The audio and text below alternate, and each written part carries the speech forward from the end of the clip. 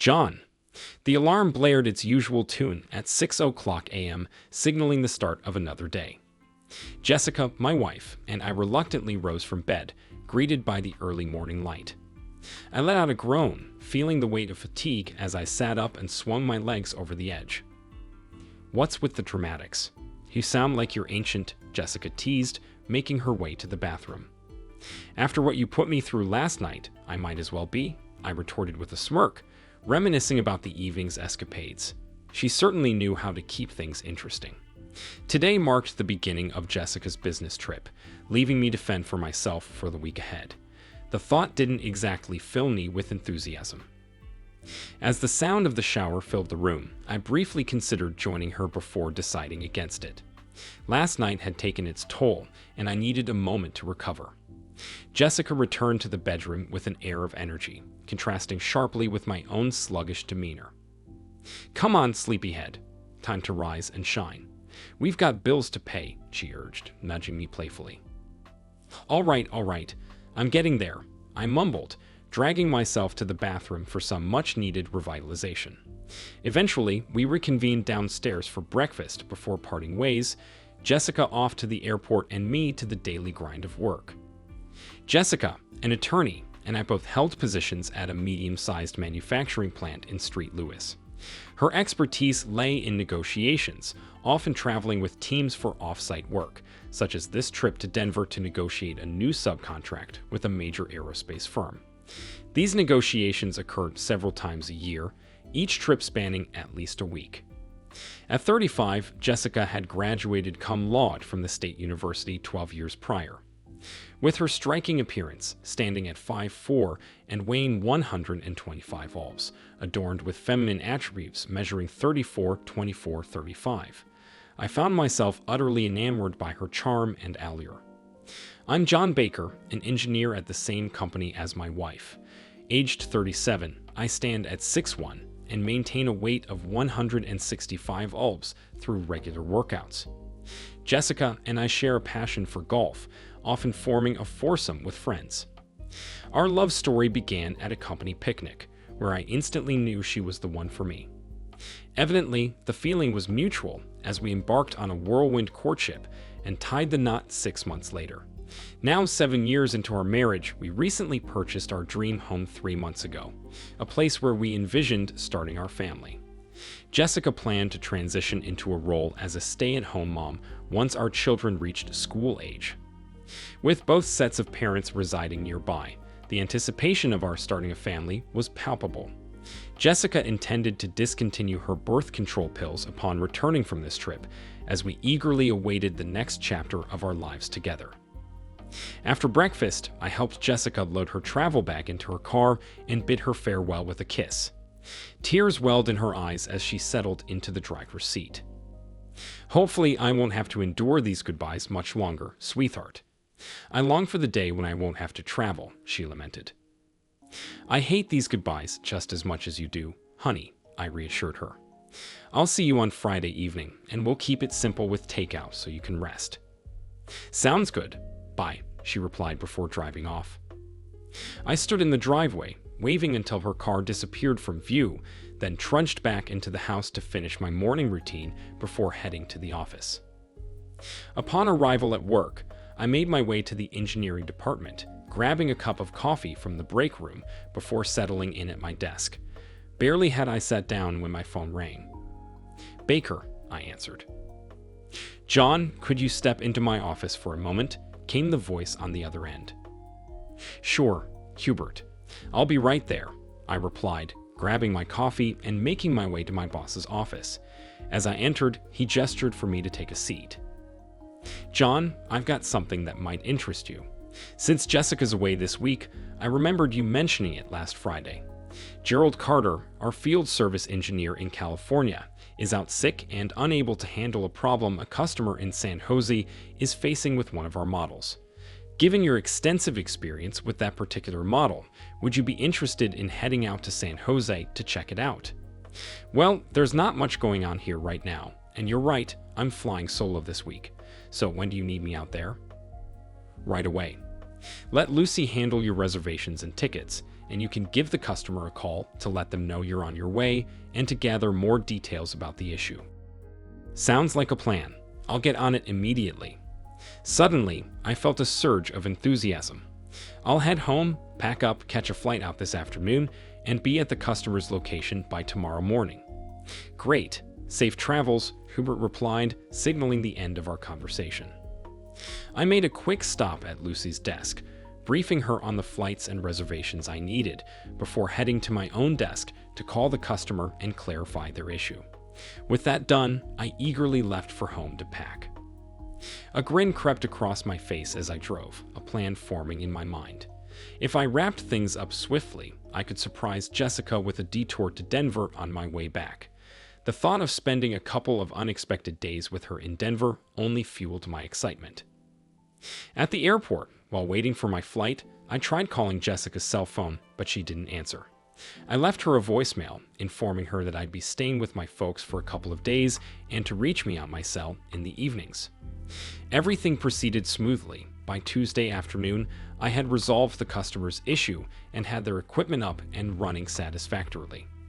Afterward, I swiftly arranged a flight to Denver, scheduled to land at 9 p.m. Mountain Time. Checking out of my San Jose hotel, I made my way to San Francisco Airport, where I enjoyed dinner before my flight.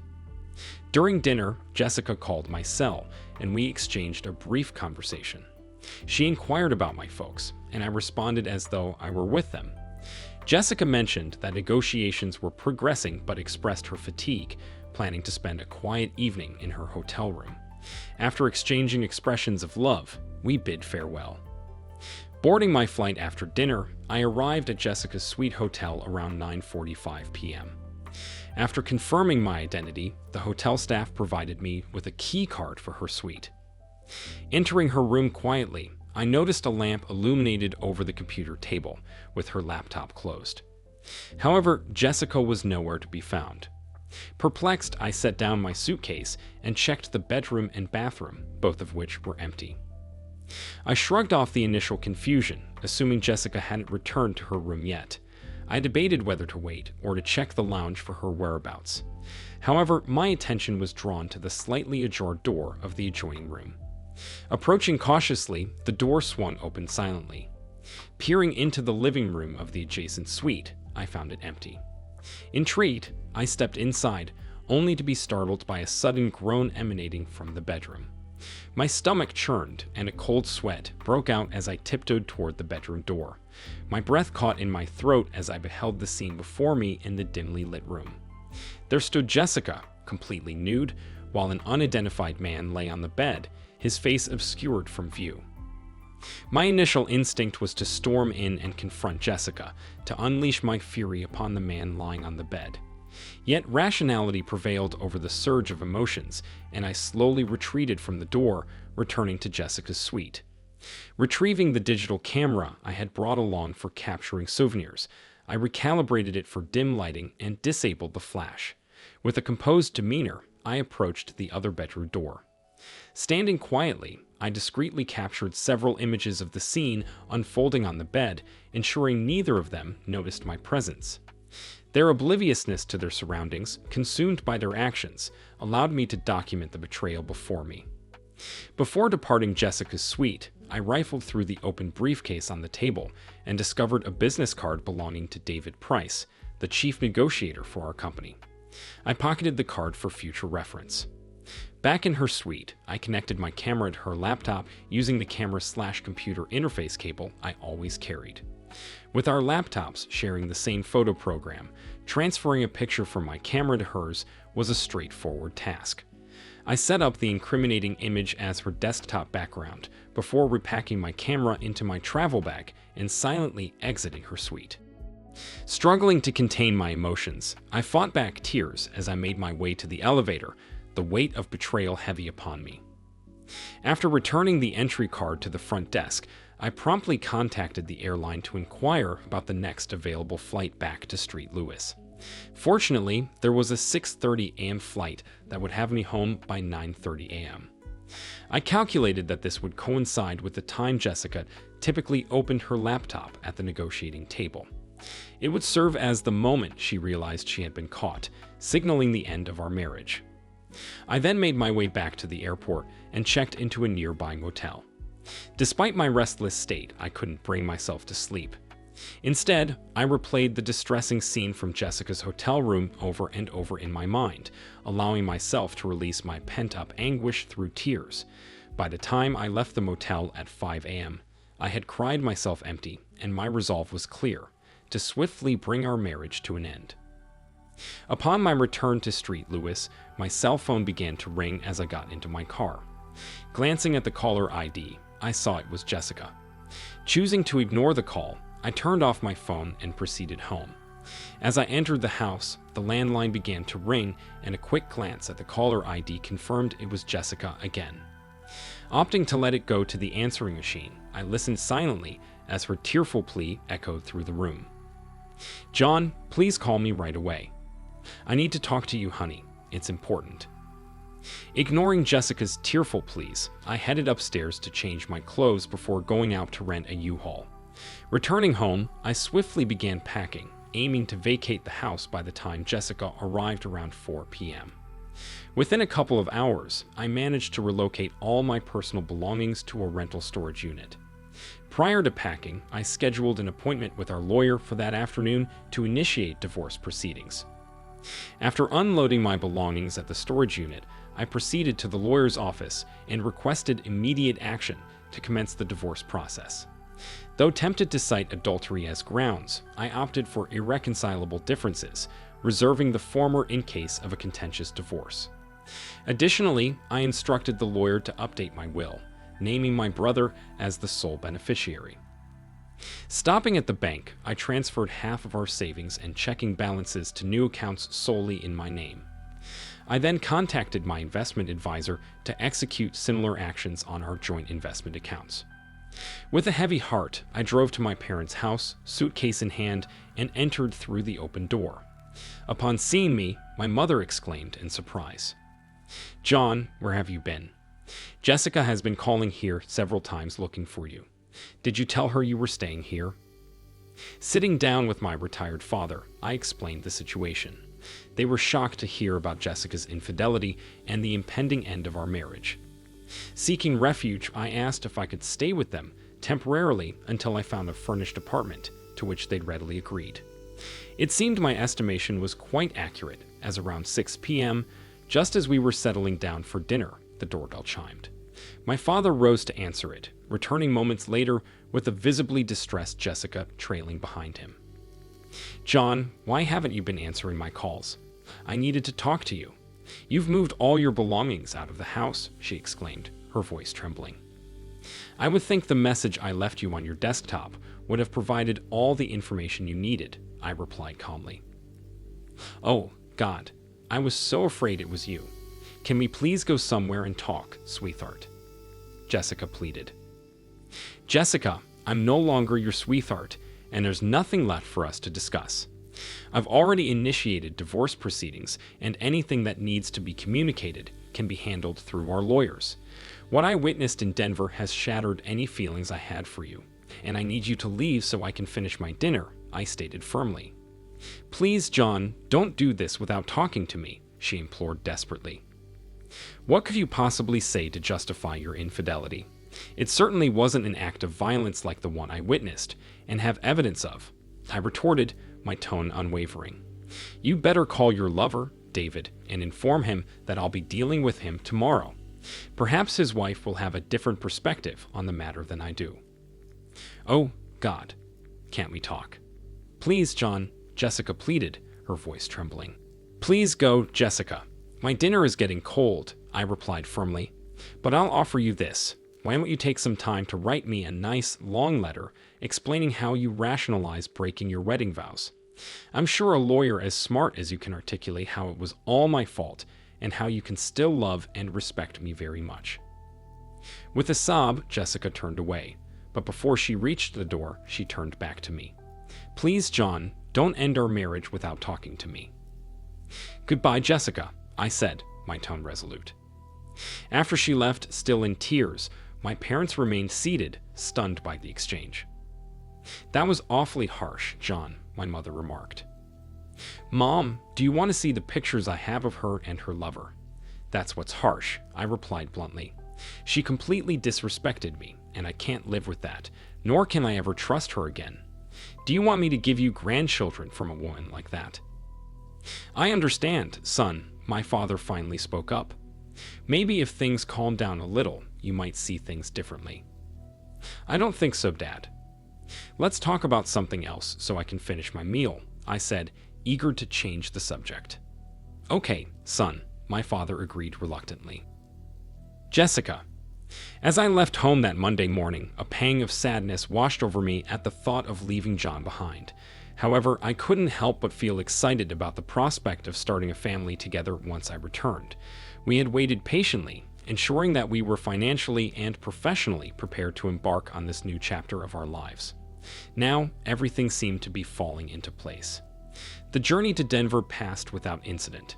I found myself seated beside David Price, our chief negotiator, with whom I shared a comfortable rapport. We briefly discussed the upcoming negotiations before delving into more personal topics, such as our families. David was aware of my plans to quit work upon becoming pregnant, and he expressed his sentiments about missing me once I took on the role of a full-time mother. At 48 and married for 2 decades with children in high school, David and I had formed a strong negotiating team long before my marriage. Our camaraderie was evident, and we were accustomed to each other's company. Meanwhile, the other 2 members of our team engaged in their own conversations behind us.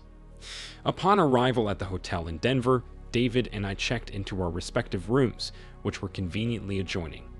This arrangement had initially been made to facilitate late-night meetings on negotiation strategies. However, about 10 years ago, our relationship took a different turn, and we convinced ourselves that engaging in intimacy was merely a means of relieving stress after a demanding day of negotiations. At the time, we rationalized that it wasn't considered cheating on his wife if it contributed to our professional success. Occasionally, we even joked about it. After John and I had been married for a couple of years, I began to feel uneasy about our intimate encounters with David, and we eventually ceased the activity. However, during a particularly stressful negotiation, David suggested revisiting our arrangement to alleviate tension. Reluctantly, I agreed, and before I knew it, I found myself drawn back into the affair. The excitement of the forbidden and the risk of being caught heightened my libido at home, which also seemed to benefit John, alleviating any guilt I may have felt. During this trip, we didn't connect on the first night as I felt tired after dinner. However, after a demanding day of negotiations, I agreed to meet with David the following evening. I'm unsure of how or when John discovered the truth or how he obtained the incriminating picture, but the following morning, when I opened my laptop, I was stunned into paralysis by what was displayed on the screen. David, seated beside me, reacted swiftly, slamming the lid shut and requesting a brief recess from the negotiations. We retreated to the hallway, where his anger was palpable. "What's that mess on your desktop?" he inquired. "I have no idea, David. It wasn't there the last time I used it," I replied, still taken aback. "Let me take a look." I reopened the laptop, and we examined the image together. "Oh no, that's you," he exclaimed. "Me? How is that possible?" "I'm not sure, but it's definitely you, and that figure beneath you is probably me, although my face isn't visible. Did you leave your laptop unattended at any point yesterday?" "No, it was with me during the trip and in my suite while I was visiting yours." "Could someone have accessed your room with a camera?" "I doubt it. The door was closed, and I assumed it was locked." "You need to return to the hotel and check if anyone was given access to your room last night. I'll handle things here. Try to contact John and find out his whereabouts last night." "It couldn't have been him. I spoke with him at his parents' house last night." "Did you call him on his parents' phone?" "No, he requested that I call his cell phone." "Oh, that's concerning. He could have been anywhere when you talked to him. Call me on my cell if you discover anything. Do whatever you can to mitigate this situation. Take a cab back to the hotel." "Okay, bye." I was drenched in sweat. If John was behind that picture on my laptop, it seemed like a clear message that our marriage was over. I needed to return to the hotel and gather more information. The receptionist hailed a cab for me, and within 15 minutes, I was back at the hotel. I headed straight to the front desk to inquire if anyone had accessed my suite. After checking the computer records, the clerk informed me that a Mr. John Baker had been issued a card at 9:45 the previous evening, which was returned half an hour later. It was then that the sinking realization hit me. My marriage was likely at its end. The man I cherished more than anything had vanished, but I resolved to fight to win him back. Ascending to my suite, I immediately tried calling John on his cell and at his workplace. His cell was switched off, but I left an urgent voicemail, stressing the importance of him contacting me as soon as possible. His secretary revealed that he was away on business in California and expected to return tomorrow. So, he had gone to California and perhaps stopped by on his way back to surprise me. It seemed we were both in for a surprise. Contacting his parents, they informed me they hadn't seen him for several days. I urged them to have him call me as soon as they reached him. Calling our home yielded no response, but I left a message there too, hoping he would get in touch soon. I sat alone in the suite, tears streaming down my face. Without a way to reach him except by returning home, I grabbed the phone and hastily made reservations for the next flight to St. Louis. After packing my belongings, I dialed David's number on my cell and relayed the latest developments. There was a solemn pause before he spoke. "Jessica, I fear we're both staring down the barrel of divorce, or even worse. Worse than divorce? What could that possibly be? Our company strictly prohibits relationships between employees at the managerial level. If this gets out, we could both be looking at termination. It wouldn't bode well for our careers. Oh my goodness, I should have realized, but losing John feels like the end of the world to me. Losing my family would be devastating too, but your priority now is to return to St. Louis and try to reason with John. See if you can salvage the situation. I've already booked a flight departing at noon. I should be back in St. Louis by 4:30. I need to find him and have a conversation. I'll keep you posted on how it unfolds. I'll have to remain here until the negotiations are concluded. I'll be eagerly awaiting your update." With our farewells exchanged, we hung up. Gathering my bag and laptop, I hastened down to the lobby, checked out, and utilized the hotel's limo service to reach the airport. Throughout the journey back to St. Louis, I prayed fervently, hoping to engage John in a conversation. I needed to clarify that it was just a physical encounter and held no emotional significance. I staked everything on the possibility that he could approach my infidelity rationally and accept it as nothing more than a meaningless act. Upon my return home, nothing seemed amiss initially. However, upon entering our bedroom, the absence of his clothes and personal belongings struck me. It was evident he knew and had left me. I had to locate him. After numerous unsuccessful phone calls, I resolved to visit his parents' house to ascertain his whereabouts or glean any insights they might have. Encountering him at his parents' place was gut-wrenching. His coldness and detachment were almost physically sickening. He delivered the news of his intention to file for divorce with a brutal lack of empathy, stating unequivocally that he had no interest in conversing with me, adamant that nothing I could say would alter his decision. His suggestion to write a lengthy letter detailing my perspective felt like a final twist of the knife before I excused myself and retreated to my car, where I succumbed to tears. The future we had envisioned together crumbled before my eyes. The family we had dreamed of building would never materialize. We would never share the joys of growing old together or revel in the delights of grandchildren. Amidst my personal despair, a selfish fear gnawed at me, the prospect that by the time I found another partner, I might be too old to conceive. Eventually, I mustered the strength to start the car and drive back to our now desolate home, engulfed by a profound sense of loss and uncertainty. John. After a fitful night filled with unsettling visions of Jessica and David intertwined, I rose early and made my way downstairs in my parents' home to brew some coffee. With a heavy heart, I retrieved my laptop and camera, determined to sift through the images stored in the camera. My mind fixated on the need to identify David in those pictures somehow. As I scrolled through the images, David's face remained frustratingly indistinct. However, my perseverance paid off when I noticed a detail on his right arm as it reached towards Jessica's chest. Zooming in, I discerned what I was searching for: a tattoo. Further enlargement revealed it to be a heart with the name Janet inscribed within it. Janet was David's wife. With this damning evidence in hand, I returned upstairs, showered, and prepared for work. When I descended again, my mother was already bustling about preparing breakfast. At work, I wasted no time. I burned a couple of CDs containing the incriminating photos and a blown-up image of David's tattoo. Additionally, I printed several sets and assembled them all into a folder.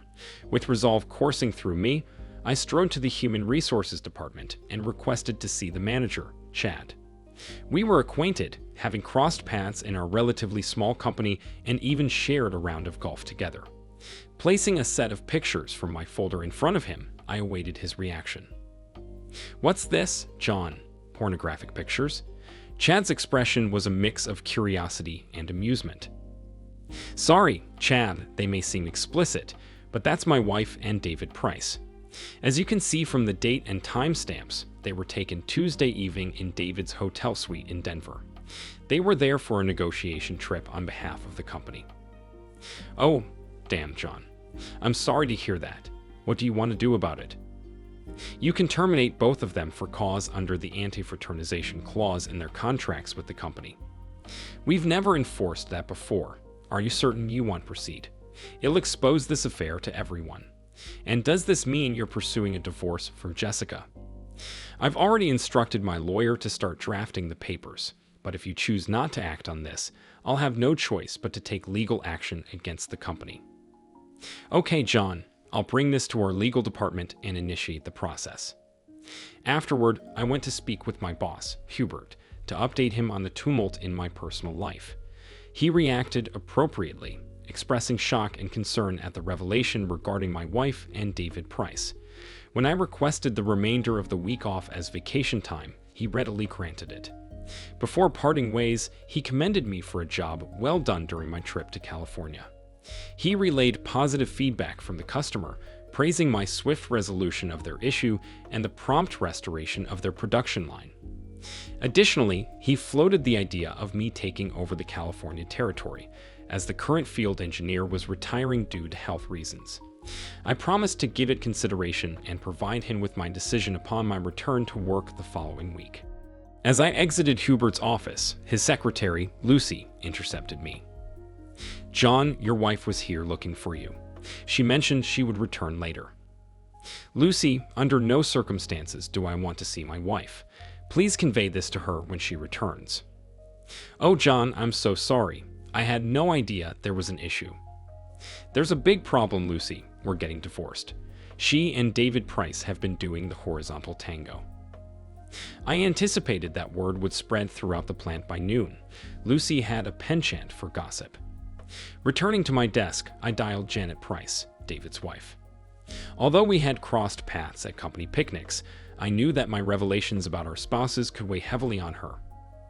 "Janet, it's John Baker." "How are you, John? David mentioned you might be getting in touch, but he didn't say why." "Janet, we need to talk as soon as possible." "Of course, John. Can you come over now?" "I have a hair appointment at 1 o'clock this afternoon, but I'm free at the moment." "Do you still reside on Fremont?" "Yes, that's right." "All right, I know where you live. I'll be there in 15 minutes." Arriving at the Prices, a sense of apprehension washed over me as I contemplated the task ahead. I knew I couldn't let David evade the consequences, leaving Jessica to bear the brunt alone.